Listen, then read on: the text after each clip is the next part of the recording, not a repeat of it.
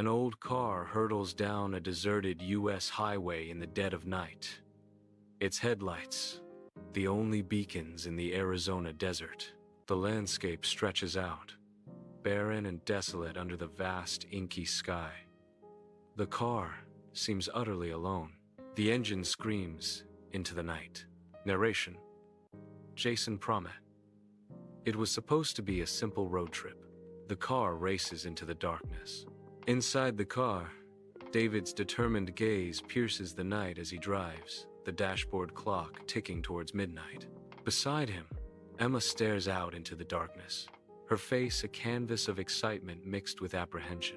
David glances over, a reassuring smile playing on his lips as he breaks the silence. "Almost midnight?" he asks, his voice a comforting hum against the backdrop of the night. "Ready for the adventure?" Emma responds, her voice laced with a mix of courage and trepidation.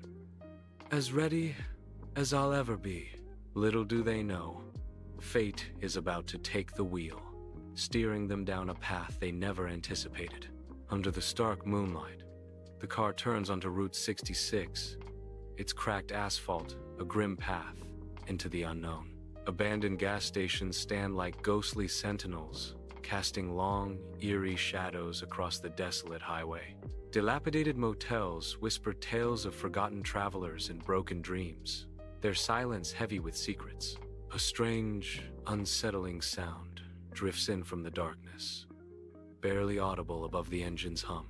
Narration: When David and Emma took the old Route 66 at midnight, they never imagined what waited ahead.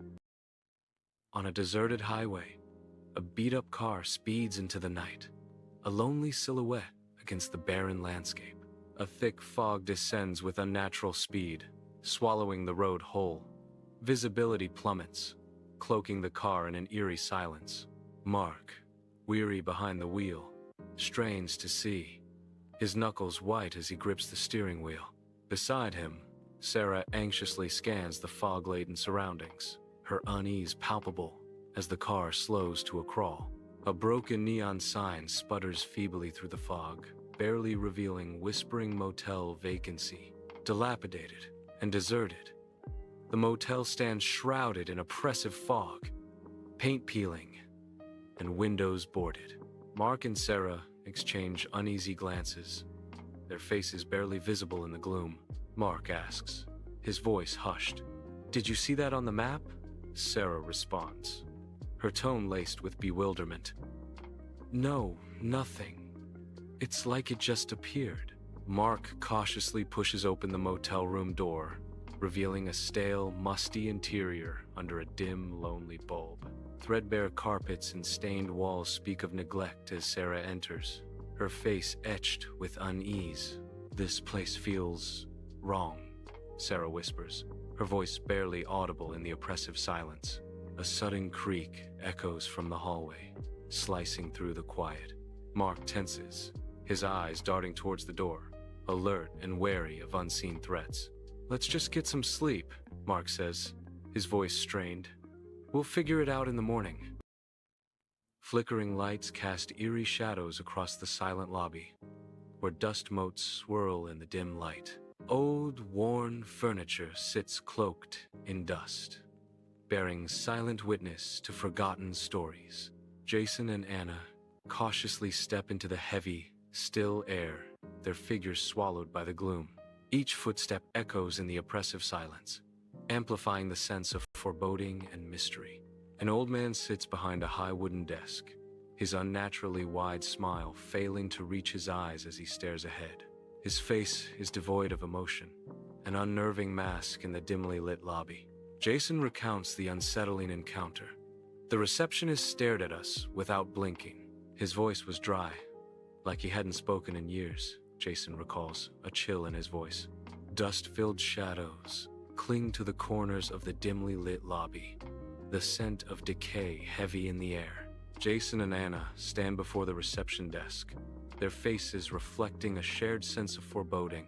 An old man appears, his smile unsettling as he welcomes them. "Welcome. We were expecting you." He gestures towards a dark hallway, his skeletal hand a stark contrast to his unwavering smile. The hallway promises only shadows and secrets, a silent invitation to the unknown. Jason and Anna exchange a nervous glance, a silent question passing between them. A corridor stretches into darkness, shadows dancing under a flickering bulb.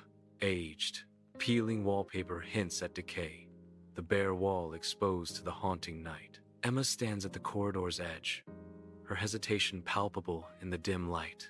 Door number 13 stands ajar, an invitation to the unknown, the darkness within.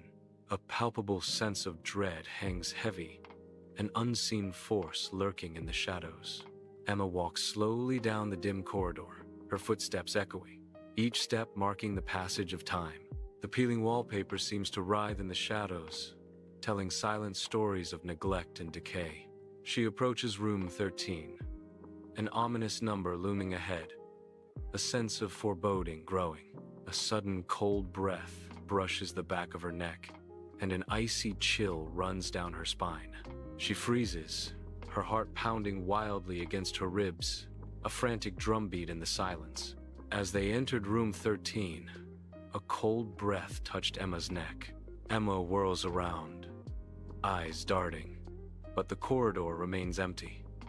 Flickering lights cast eerie, dancing shadows.